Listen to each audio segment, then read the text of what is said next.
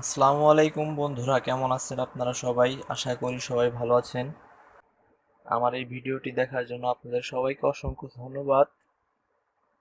তো আজকে আমি আপনাদেরকে দেখাবো যে কিভাবে আপনারা একটি ব্যাংক স্টেটমেন্ট নিজেরাই এডিট করে আহ, আপনাদের নিজের নামে করে সেই ব্যাংক স্টেটমেন্ট দিয়ে আপনারা কিভাবে বেড 365 ও স্কেল নেটেলার ভেরিফাই করবেন।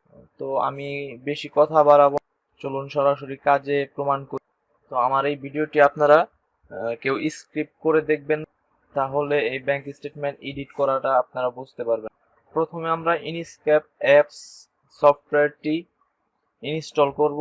আপনারা যদি ইনস্ক্যাপ অ্যাপ সফটওয়্যার আপনার কাছে যদি ইনস্ক্যাপ সফটওয়্যার যদি না থাকে, তাহলে আমার এই ডিসক্রিপশনে লিংক দেওয়া থাকবে, তো সেখান থেকে আপনারা ইনস্ক্যাপ সফটওয়্যারটি ডাউনলোড করে নেবেন, তারপর এটি ইনস্টল করে তারপর এডিট করবেন।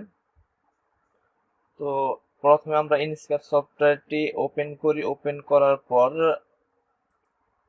আমরা এই পিডিএফ ফাইলটি ইনস্ক্যাপ অ্যাপসে সফটওয়্যারে ইনস্ক্যাপ সফটওয়্যার কপি করে নিয়ে যাব। একটু জুম করে নেই, দেখুন এখানে ডাচ বাংলা ব্যাংক লিমিটেড, তারপর এখানে মেইন ব্রাঞ্চ, এখানে টাঙ্গাইল। আপনাদের যদি আপনাদের যে সিটি সেই সিটি দিবেন, সিটির পোস্টাল কোড দিবেন। তারপর আমি এই লেখাটা চেঞ্জ করার জন্য এখান থেকে এই আইকনটিতে ক্লিক করব। আইকনটিতে ক্লিক করার পর এখানে আমি সম্পূর্ণ মার্ক করব। মার্ক করার পর আবার লিখব, প্রথম অক্ষরটা বড় হাতের হবে। তো এখান থেকে আপনারা যে সিটি সেই সিটির নামটা দিবেন এখানে।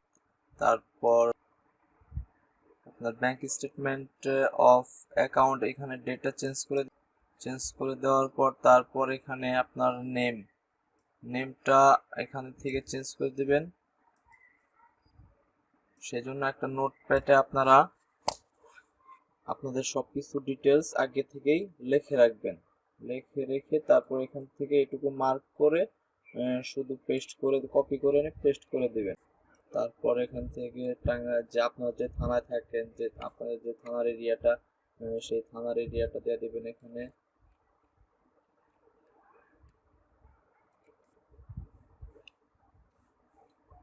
তারপর এখানে থানার যে পোস্টাল কোড, এই পোস্টাল কোড সহ দিয়ে দিবেন এখানে। তারপর এখানে কান্ট্রি বাংলাদেশ থাকবে। এখানে অ্যাকাউন্ট ওপেনিং ডেট এখানে এই ডেটে থাকলেও হবে। তারপর অ্যাকাউন্ট টাইপ সেভিং, অ্যাকাউন্ট নাম্বারটা এখান থেকে আপনারা চেঞ্জ করে দেবেন। এখান থেকে এরকম থাকবে। তো অ্যাকাউন্টের যে আপনার ডাটাটা, আপনার ব্যালেন্স যে ডাটাটা, সেই ব্যালেন্সগুলো আপনারা অবশ্যই চাইলে চেঞ্জ করতে পারেন, আর না চাইলে এরকম থাকলেও সমস্যা নেই। তো এইভাবে আপনারা পুরোপুরি একটা ব্যাংক স্টেটমেন্ট তৈরি করতে পারবেন, কোনো সমস্যা হবে না।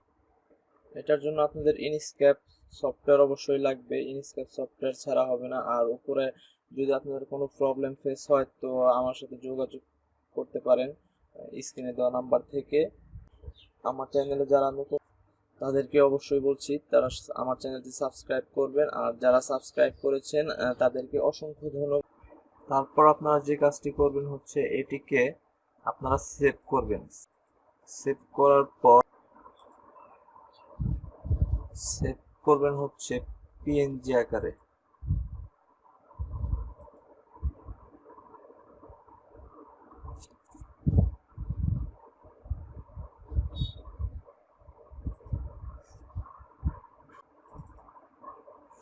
পিএনজি আকারে সেভ করার পর দেখেন আপনার ছবিটি এরকম একটি পিক। দেখুন আমার ব্যাংক স্টেটমেন্টটি সম্পূর্ণ তৈরি হয়ে গেছে।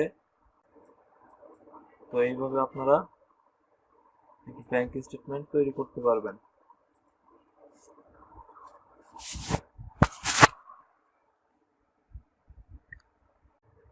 দেখা হবে পরবর্তী ভিডিওতে, সে পর্যন্ত ভালো থাকবেন। খোদা হাফেজ।